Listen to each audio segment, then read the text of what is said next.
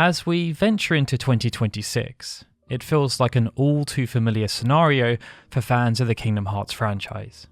The previous year opened up with a lot of promise, as there was even the prospect of a brand new game launching. But as the year closed out, it failed to deliver anything positive of note outside of a few quotes from interviews and a few screenshots. It means expectations stored up throughout 2025 are therefore going to shift to 2026, albeit with a few changes, as some things we hoped to see just won't manifest in the expected way anymore. Having said that, this year does feel a bit different. In many ways, 2025 was a familiar tale of woe for the franchise.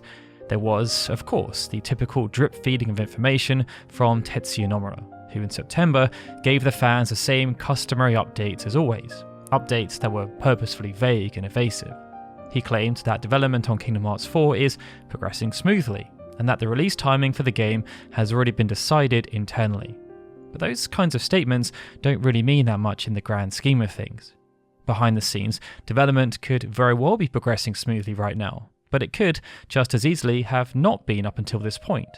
We don't know, as no milestones have ever been made public with regards to progression and where they would have expected to be at this point.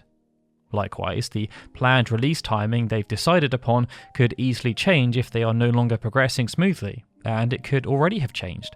We'd just never actually know this has happened, as the actual release timing has not ever been shared. Aside from this, 2025 also saw the cancellation of Kingdom Hearts Missing Link. After being announced in 2022, Missing Link was meant to be the game that kept fans occupied until the release of Kingdom Hearts 4, but after numerous issues with its closed beta tests, it was first delayed from its original release window at the end of 2024 before being outright cancelled in 2025, after what was reported as being around 6 years in development with over 100 developers contributing to the project at its peak. The only consolation was that because of the cancellation of Missing Link, Square Enix opted to share 4 new screenshots from Kingdom Hearts 4 as they attempted to try and soften the blow.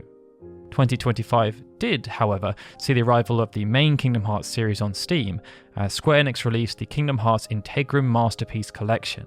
It contained Kingdom Hearts HD 1.5 2.5 Remix, Kingdom Hearts HD 2.8 Final Chapter Prologue, and Kingdom Hearts 3, plus its Remind DLC expansion.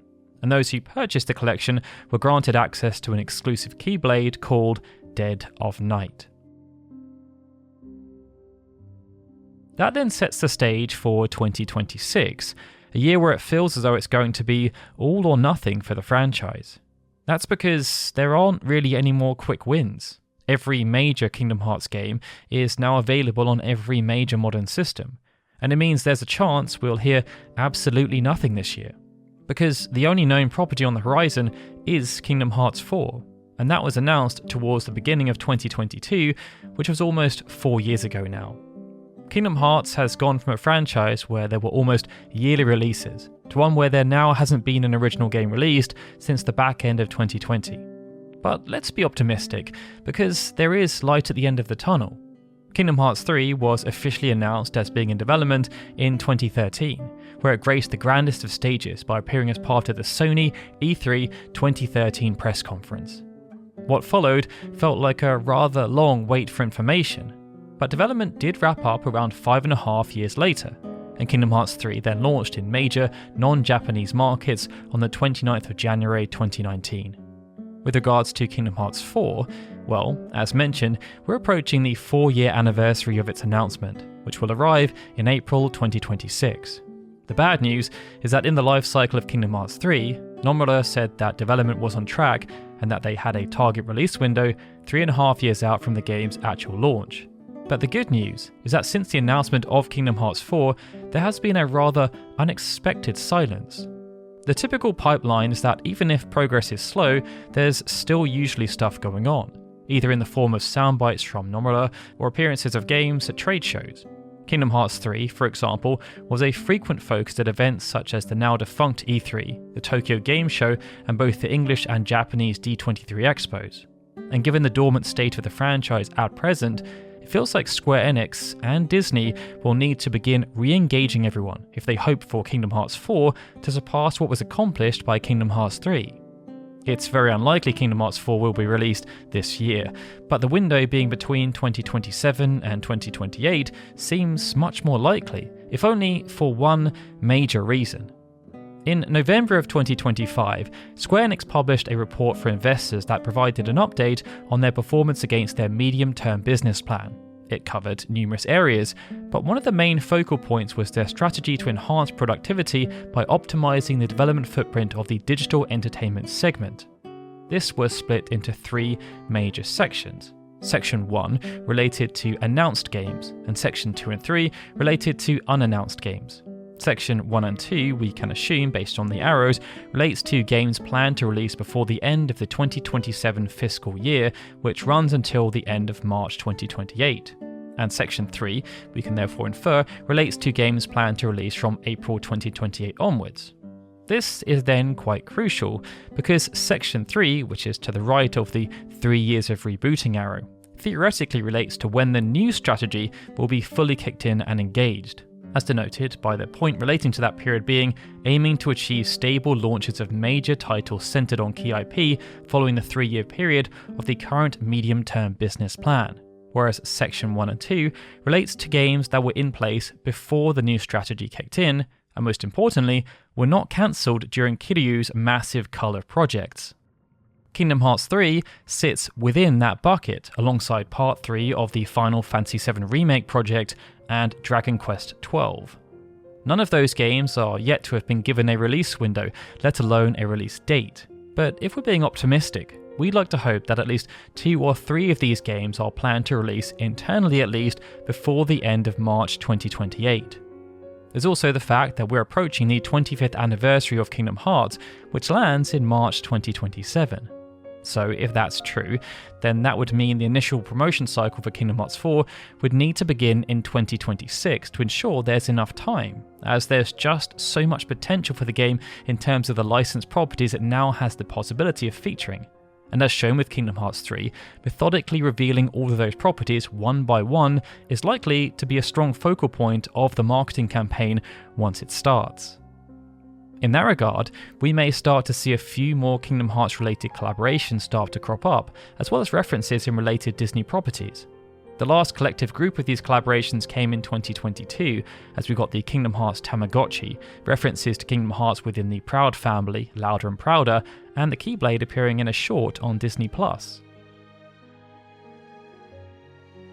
Beyond Kingdom Hearts 4, well, the Kingdom Hearts franchise is in much the same boat as the majority of Square Enix's other big IPs. That is to say, that there is nothing on the horizon that we know about. Prior to its cancellation, Missing Link was no doubt meant to have filled the void in more ways than one, providing additional lore details that helped to introduce concepts and characters to serious enthusiasts, while providing a consistent output of content to keep fans occupied, and of course, providing supplemental revenue. The same development leadership team has attempted to apply a similar strategy with Final Fantasy VII Ever Crisis in relation to the Final Fantasy VII Remake project. It was released in the build-up to Final Fantasy VII Rebirth as part of a holistic cross-property strategy that included an enhanced version of Remake plus a downloadable content expansion, a novel, a free-to-play game called The First Soldier, and a premium remaster of Crisis Core specifically designed for modern systems. However, since the release of Rebirth, Ever Crisis has been the only real source of content related to the compilation of Final Fantasy VII, and even then, the scope of that game has severely decreased compared to what was promised up front. The only other piece of content is a new novel called Final Fantasy VII Rebirth, Dear Destiny, that will be launching in Japan this year. Based on this, it's unlikely that any other Kingdom Hearts video games will be released in 2026. But there is always the chance of content from the other divisions within Square Enix, just like with Final Fantasy VII, namely their publishing and merchandising divisions. Even though Volume 4 of the Kingdom Hearts 3 manga finished up at the end of 2024, it's not outside the realms of possibility that we will see another kind of adaptation appearing this year. The other aspect relates to Missing Link itself. Square Enix could choose to incorporate parts of the planned story into Kingdom Hearts 4 directly, as they took this approach following the cancellation of Birth by Sleep Volume 2, incorporating elements of the story into Kingdom Hearts HD 2.8 Final Chapter Prologue. The other option could see them release a standalone promotional movie or some kind of literary work. Nomura has always been keen to use secret movies to tease what's next and get the fanbase theorizing, but from a pure marketing perspective, this approach also worked well with Final Fantasy XV, as they released a Brotherhood animated series to huge effect in the lead up to the game's launch, as well as a novel called Parting Ways. With that though, you're all caught up with where we're at with Kingdom Hearts and what we might expect to see throughout 2026. At this point though, it's more through hope than anything else, because right now, Kingdom Hearts as a franchise feels kinda dormant. But it's always important to try and stay positive. With that though, if you enjoyed this look ahead into 2026, please feel free to like the video. And be sure to share in the comments what you think will happen in relation to the franchise throughout the year. Alright everyone, with that, this is Darryl signing out. I'll see you all again soon for more Kingdom Hearts goodness.